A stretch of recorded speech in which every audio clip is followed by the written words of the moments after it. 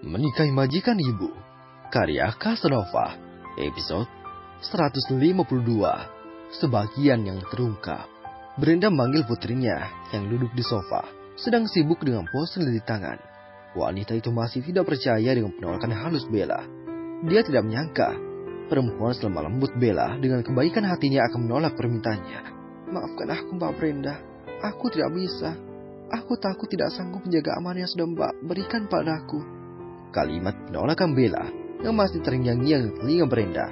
Selama ini Brenda sudah mencari tahu bagaimana Bella. Barulah dia berani menitipkan putrinya pada wanita itu. Bahkan beberapa waktu lalu dia sengaja menitipkan Rania di bawah pengasuhan ibu muda itu untuk mencari tahu bagaimana sikap Bella terhadap putrinya. Setidaknya dia harus yakin kalau Bella bisa mendidik putrinya dengan baik dan menyayangi Rania. Barulah dia merelakan putrinya diasuh Bara dan Bella. Dan terbukti Bella menjaga putrinya dengan baik, mengantar dan menyiapkan Rania ke sekolah, mengurus putrinya dengan baik. Ran, kesini sayang, pinta Brenda, kembali meringis kesakitan saat tubuhnya tanpa sengaja bergetar. Gadis itu menurut, menarik kursi dan duduk di samping mominya. Rania, mulai sekarang harus sayang dengan momi Bella. Brenda mengucapkannya dengan berurai air mata. Meski dia kecewa dengan penolakan Bella, tetapi masih berharap istri dari mantan suaminya itu mau menerima Rania suatu hari nanti. Ya, Mi, sahut Rania pelan. Tidak boleh nakal, harus menuruti semua perkataan Mami Bella. Harus sayang adik-adik, pesan Brenda. Kalau Mami melakukan pengobatan, membutuhkan waktu lama. Mami akan menitipkanmu pada Dede dan Mami Bella. Rania harus jadi anak yang penurut. Ucap Rania terbata. Tidak sanggup berterus terang pada putrinya kalau dia mungkin saja akan meninggal. Dokter sudah beri vonis, tidak ada harapan untuknya hidup. Ya, Mi, sebentar lagi Rani akan punya adik lagi. Selain adik Ica, yang dalam perut malunya Bella itu adik Rania juga. Kalau Rania tinggal di sana, harus bantu jaga adik. Brenda kembali berpesan. Ya, Mi, memang Mami mau meninggal? Tanya Rania dengan polosnya. Air mata gadis itu berurai turun.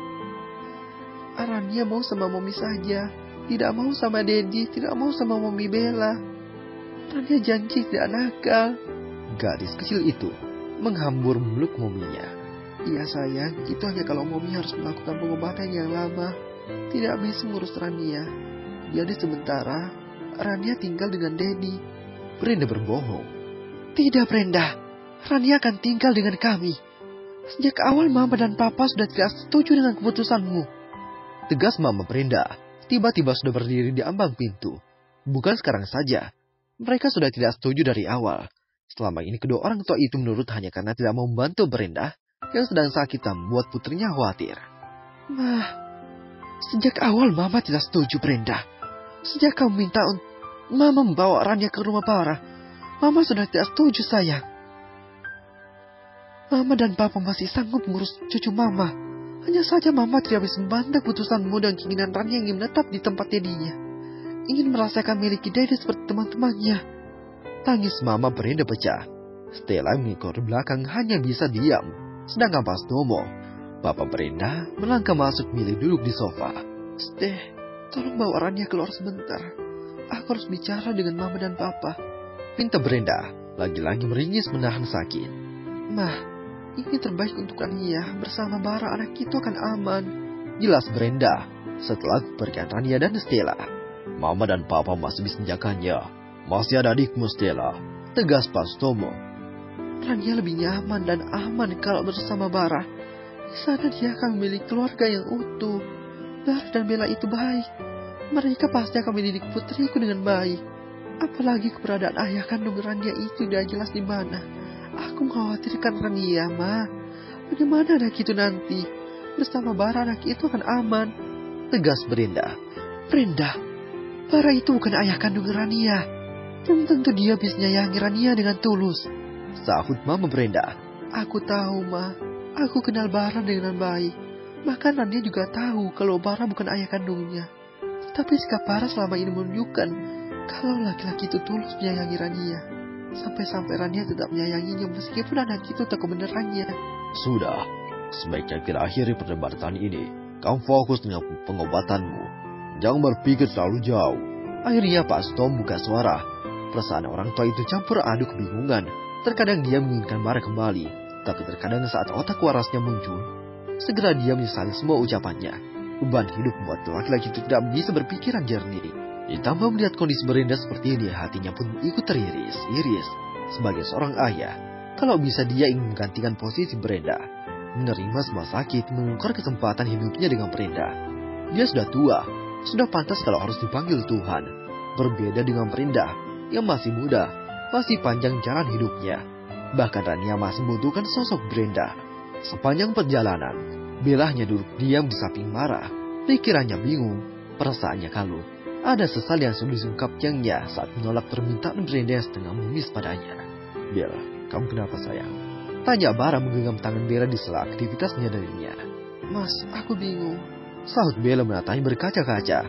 Teringat ekspresi mohon Brenda yang begitu menyayat hati. Bingung kenapa, Bella? Apa yang dikatakan Brenda padamu? Tanya Bara menatap istrinya sekilas. Mbak Brenda meminta aku merawat Rania kalau dia meninggal. Ucap Bella terbata. Ada harumnya apa saat mengulang permintaan Brenda. Dek, Bara menginjak pedal rem tiba-tiba. Terkejut dengan kalimat yang baru saja dilontarkan istrinya. Dia tidak menyangka Brenda berani minta langsung pada istrinya. Apa maksud semua ini, Bella? Apa maunya Brenda? Ucap Bara terdengar emosi. Lelaki itu bermastir mobil menahan kesalnya. Di saat masalahnya dengan Bella belum sepenuhnya selesai, kembali mantan istrinya itu memberinya masalah baru. Bella, aku tidak akan menahus masalah ini. Aku tidak terlibat apapun. Tegas Bara.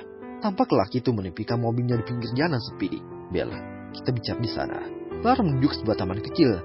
Di tidak jauh dari mobilnya terparkir. Bella mengangguk dan menurut. Dia juga merasa perlu bahwasnya dengan Bara. Ada rasa tidak enaknya sejak tadi mengisi hatinya saat menolak permintaan Brenda. Mas, aku menolak Mbak Brenda, tapi aku merasa bersalah dan tidak tega. Tatapannya itu begitu melas dan mohon. Apa keputusanku salah, Mas?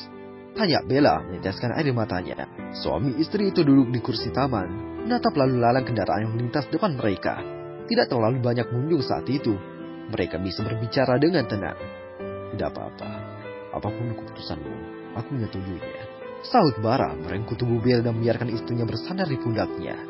Aku takut salah membuat keputusan, Mas. Bella meremas jarinya. Mbak Brenda bercerita banyak padaku. Bahkan selama ini aku banyak berburuk sangka padanya, Mas. Aku mengira Mas bermain dengan Mbak Brenda di belakangku. Setiap kali Mas ketahuan membohongiku, aku akan merangkainya dengan kisah Mbak Brenda tanpa bertanya padamu, Mas. Mas, masih ingat saat aku menemukan tiket dan faktur pembayaran hotel di puncak Atom Bogor minggu lalu? Gumam Bara menyimak. Jujur, hati kecilku sempat mengira Mas sedang bersama Mbak Brenda dan Rania. Apalagi saat melihat Mas bersama Rania di rumah sakit. Dan Mas bohongiku kalau Mas di Bogor lagi. Maafkan aku, Bella.